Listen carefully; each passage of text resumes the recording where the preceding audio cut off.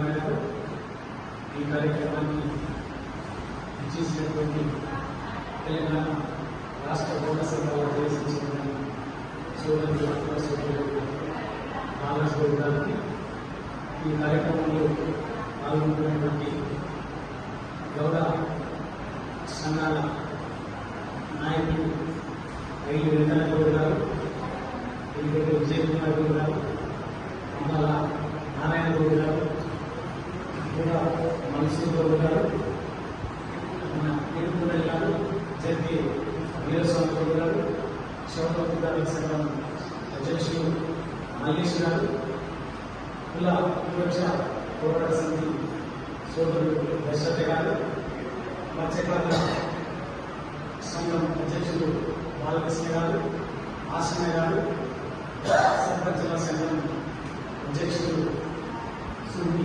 యాదయ్య గౌడ్ గారు, కల్లుగూడ కార్మిక సంఘం ప్రధాన కార్యదర్శి బెల్లంగూడ వెంకటేశ్వర గారు, ఈ సమావేశంలో పాల్గొంటున్నటువంటి జర్నలిస్టులందరికీ పేరు పేరున నమస్కారం.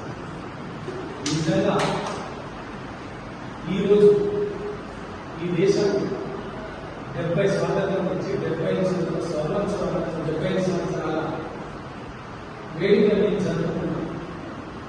100 సంవత్సరాల వరకు అడుగు తీసుకున్నాం. రాజ్యాంగ వనంలోకి వచ్చి ఇప్పటికే 70 సంవత్సరాలు అయిపోయింది. ఇవాళ